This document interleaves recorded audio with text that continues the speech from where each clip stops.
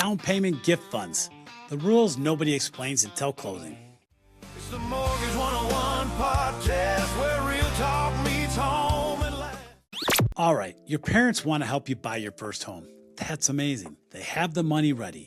They're excited for you. Everybody is feeling good. So they write you a check and you deposit it into your account and you think, perfect, down payment handled. Then the underwriter sees that big deposit and all of a sudden the loan doesn't feel handled anymore. Now we have questions. Now we need documentation.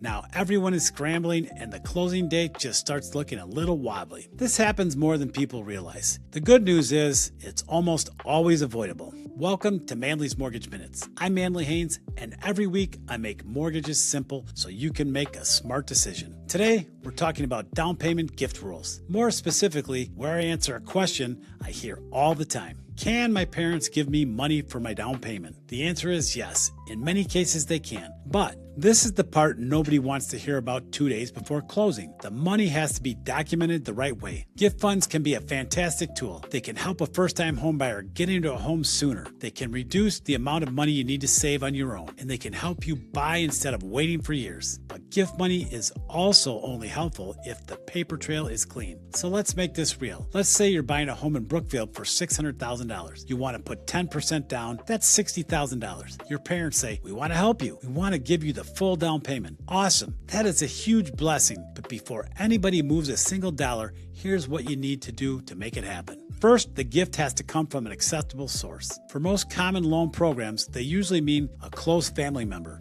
a parent, a grandparent, a sibling, someone with a clear relationship to you. It's not your buddy from college. It's not your boss. It's not some mystery investor who appears out of nowhere with a bag of money and a handshake. Mortgage underwriting does not love mystery money. The lender needs to know where the funds came from, who gave them, and why they're allowed to give them. Second, you need a gift letter. Now, a gift letter is not complicated. It does not need to be a 40-page legal documentation wax sealed with a horse-drawn carriage. It usually is a simple form that says 3 important things.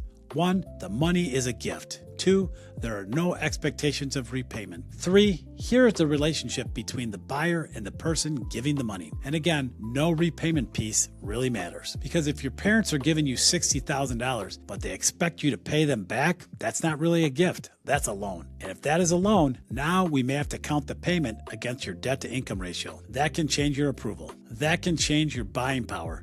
That can change the whole deal. So the gift letter has to be honest, clean, and accurate. Next, super important, because this is where most people get tripped up. The money has to be sourced. This is a big one. The lender needs a clean paper trail. The paper trail has to show where the money started, when it left their account, and when it landed in yours. Clean trail out, clean trail in. That's what keeps this a smooth process. Think of it like connecting the dots. If the underwriter can clearly see the money from your parents' account go to yours, we're in good shape. If the money moves around too much and shows up without a clear paper trail, the underwriter may not be able to use it. And here is the mistake that can wreck a clean closing.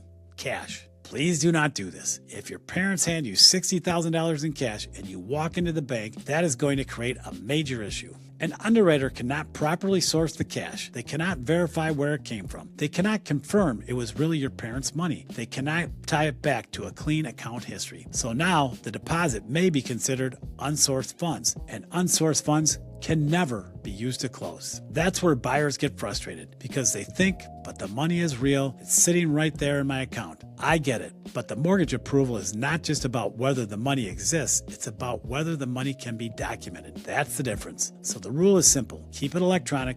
Keep it documented. Do not move money around 2 weeks before closing without talking to your lender. No random transfers. No mystery deposits. No, my uncle gave me some cash. I just figured I would just throw it in there. That's where we turn a simple file into a paperwork rodeo. Now, one more thing comes up a lot, especially with higher net worth families. Taxes. If the gift is large, have your parents run it by their CPA before they send the money. That does not always mean taxes are owed. It just means it's a form that needs to be filed. But that is a CPA conversation, not a loan officer conversation. The key point is this: the tax paperwork is usually your parents' responsibility, not yours. And when it's handled properly, it should not derail your loan approval. So let's bring this home. Can your parents give you money for your down payment? Yes, they often can. The gift has to come from the right person included in the gift letter and a clean paper trail to follow. That is the whole game. Gift funds are one of the most powerful tools a buyer has right now. This matters even more right now when affordability is tight and savings for the down payment is not easy. A parent helping with the down payment can move the timeline forward in a big way. But the money is only as good as the documentation behind it. Document it incorrectly and you can stall your closing, or in some cases, you can sink the deal entirely. So if your family is planning to help you buy, talk to me before anyone moves a single dollar. Not after the check is deposited, not after the wire is sent, not when you're 3 days from closing and everyone is breathing into a paper bag. Call me before.